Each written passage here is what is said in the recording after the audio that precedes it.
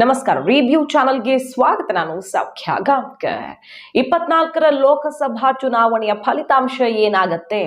Narendra Modi target reach ಆಗ್ತಾರಾ ಇಲ್ವಾ? ಮತ್ತು ಪ್ರತಿಪಕ್ಷಗಳು ಎಲ್ಲಿಗೆ ಬಂದು ನಿಲ್ಲತ್ವೆ ಅನ್ನೋದ್ರ ಬಗ್ಗೆ ಈಗ ಅಮೆರಿಕ ಭಾರತದ ನಡುವಿನ ಸಂಬಂಧಗಳ ಎಕ್ಸ್ಪರ್ಟ್ ಒಬ್ರು ಭವಿಷ್ಯ ನುಡಿದಿದ್ದಾರೆ. ಏನ್ ಹೇಳ್ತಾ ಇದ್ದಾರೆ ಹಾಗಾದ್ರೆ ಮಾಹಿತಿ ಮುಂದೆ ಇಡ್ತಾ ಇದೀವಿ. ಮಿಸ್ ಮಾಡಿದ್ರೆ ನಮ್ಮ ಚಾನಲ್ನ ಸಬ್ಸ್ಕ್ರೈಬ್ ಮಾಡಿ ನಿಮ್ಮ ಅಭಿಪ್ರಾಯ ಕಮೆಂಟ್ ಮಾಡಿ ತಿಳಿಸಿ. ಎಸ್ ವೀಕ್ಷಕರೇ, ಇಂಡಿಯಾ US ರಿಲೇಷನ್ಸ್ ಎಕ್ಸ್ಪರ್ಟ್ ಹಾಗೆ CEO founder of India first group, former president of leading business advocacy group US India business council USIBC, ಇವರು ರಾನ್ ಸೋಮರ್ಸ್ ಅನ್ನುವಂತಹ ಎಕ್ಸ್ಪರ್ಟ್ ಒಬ್ಬರು ಭವಿಷ್ಯ ನೋಡ್ತಿದ್ದಾರೆ. ಏನಾಗತ್ತೆ ಅನ್ನೋದ್ರ ಬಗ್ಗೆ ತನ್ನ ಸರ್ವೆಯನ್ನು ಮುಂದೆ ಇಟ್ಟಿದ್ದಾರೆ. ಅಷ್ಟೇ ಅಲ್ಲ, ಭಾರತದಲ್ಲಿ ಆಗ್ತಾ ಇರುವಂತಹ ಎಲೆಕ್ಷನ್ ನಡೀತಾ ಇರುವ ರೀತಿಯ ಬಗ್ಗೆ ಅಭಿಪ್ರಾಯವನ್ನು ಇಟ್ಟಿರೋದು ಗಮನ ಸೆಳೀತಾ ಇದೆ. ಯಾಕಂದ್ರೆ ಮೊನ್ನೆ ಅಷ್ಟೇ ಅಮೆರಿಕದ ಪೊಲಿಟಿಕಲ್ ಎಕ್ಸ್ಪರ್ಟ್ ಸರ್ವೆ ಒಂದು ಗಮನ ಸೆಳೆದಿತ್ತು. ಭಾರತದಲ್ಲಿ ಮತ್ತೊಮ್ಮೆ ಮೋದಿ ಅಧಿಕಾರಕ್ಕೆ ಬರ್ತಾರೆ, ಡೌಟ್ ಇಲ್ಲ ಅನ್ನೋದ್ರ ಬಗ್ಗೆ. ಈಗ ಹಾಗಾದ್ರೆ ರಾನ್ ಸೋಮರ್ಸ್ ಏನ್ ಹೇಳ್ತಾ ಇದ್ದಾರೆ? ಇವರ ಸರ್ವೆ ಸಮೀಕ್ಷೆ ಪ್ರಕಾರ ಭಾರತದಲ್ಲಿ ಹಿಂದೆಂದೂ ಕಂಡರಿಯದ ಬಹುಮತದೊಂದಿಗೆ ಮೋದಿ ಅಧಿಕಾರಕ್ಕೆ ಏರಲಿದ್ದಾರೆ. Largest majority ever recorded in the country's history ಅಂತ ಅವ್ರು ಹೇಳ್ತಾ ಇರೋದು. ಮತ್ತು 970 ಮಿಲಿಯನ್ ವೋಟರ್ಸ್ ಇರುವಂತಹ ದೇಶದಲ್ಲಿ, 1.4 ಬಿಲಿಯನ್ ಜನ ಇರುವಂತಹ ದೇಶದಲ್ಲಿ ಈ ರೀತಿ ಪಾರದರ್ಶಕವಾಗಿ ಎಲೆಕ್ಷನ್ ನಡೆಸೋದಕ್ಕೆ ಅಸಾಧ್ಯ. ಇದು ಅಷ್ಟು ದೊಡ್ಡ ಟಾಸ್ಕ್. ಇದನ್ನು ಭಾರತ ನಿಭಾಯಿಸಿ ತೋರಿಸ್ತಾ ಇದೆ.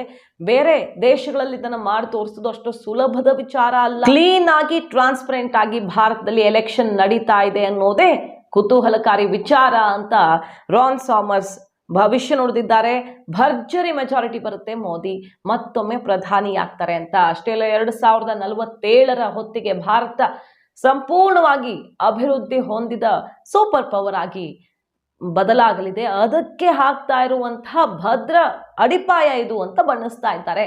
ಹಾಗೆ ಭಾರತ ಆರ್ಥಿಕತೆ ಜಗತ್ತಿನಲ್ಲಿ ಬೇರೆ ದೇಶಗಳಿಗೆ ಕಂಪೇರ್ ಮಾಡಿದ್ರೆ ಯಾವ ರೀತಿ ದಿನೇ ದಿನೇ ಸ್ಟ್ರಾಂಗ್ ಆಗ್ತಾ ಇದೆ ಅನ್ನೋದ್ರ ಬಗ್ಗೆ ಕೂಡ ಅವರು ಬಣ್ಣಿಸಿರೋದು. ಈ ಹೊತ್ತಲ್ಲಿ ಏನ್ ಹೇಳ್ತಾ ಇದೆ ಈ ಏಜೆನ್ಸಿಗಳು ಅಂದ್ರೆ ಆರ್ಥಿಕತೆ, ಜಗತ್ತಿನ ಬೆಳವಣಿಗೆಯ ಬಗ್ಗೆ ನಂಬರ್ಸ್ ಅನ್ನ ಕೊಡ್ತಾ ಇರುವಂತಹ ಏಜೆನ್ಸಿಗಳು ಭಾರತದ ಬಗ್ಗೆ ಎಲೆಕ್ಷನ್ ಟೈಮ್ ಅಲ್ಲಿ ಕೊಡ್ತಾ ಇರುವ ನಂಬರ್ಸ್ ಏನು?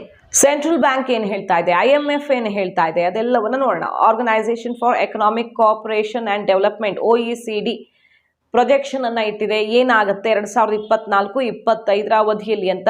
ಗ್ಲೋಬಲ್ ಗ್ರೋತ್ ಅಂದ್ರೆ ಇಡೀ ಜಗತ್ತಿನ ಗ್ರೋತ್ ರೇಟ್ ಎಷ್ಟಿರುತ್ತೆ ಅಂತ ಕೇಳಿದ್ರೆ 3.1% 2024ಕ್ಕೆ, 3.2% 2025ಕ್ಕೆ.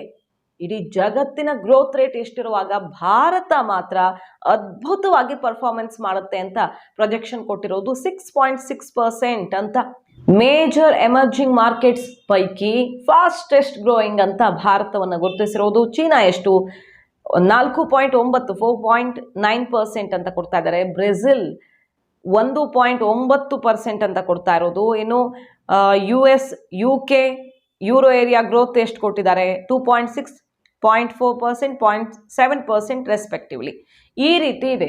ಬೇರೆ ದೇಶಗಳ, ಮುಂದುವರೆದ ಬಲಿಷ್ಠ ರಾಷ್ಟ್ರಗಳ ಮತ್ತು ಜಾಗತಿಕ ಅಭಿವೃದ್ಧಿಯ ದರ, ಇದರ ಪೈಕಿ ಭಾರತದ ಗ್ರೋತ್ ರೇಟ್ ಇದೆಯಲ್ಲ, ಅದು ಇಡೀ ಜಗತ್ತಿನ ಕಣ್ಣು ಕುಕ್ಕುವಂತಿದೆ. ಈ ನಂಬರ್ಸ್ ಮತ್ತು ಭಾರತ US ರಿಲೇಷನ್ಸ್ ಎಕ್ಸ್ಪರ್ಟ್ ಕೊಟ್ಟಿರುವಂತಹ 24ರ ಚುನಾವಣಾ ಫಲಿತಾಂಶದ ಸಮೀಕ್ಷೆ ಈಗ ಗಮನ ಸೆಳೀತಾ ಇದೆ. ಕಾದ್ ನೋಡೋಣ. ಮಾಹಿತಿ ನಿಮಗೆ ಇಷ್ಟ ಆಗಿದ್ರೆ ಮಿಸ್ ಮಾಡಿದ್ರೆ ನಮ್ಮ ಚಾನಲ್ನ ಸಬ್ಸ್ಕ್ರೈಬ್ ಮಾಡಿ ನಿಮ್ಮ ಅಭಿಪ್ರಾಯ ಕಮೆಂಟ್ ಮಾಡಿ ತಿಳಿಸಿ. Thank you.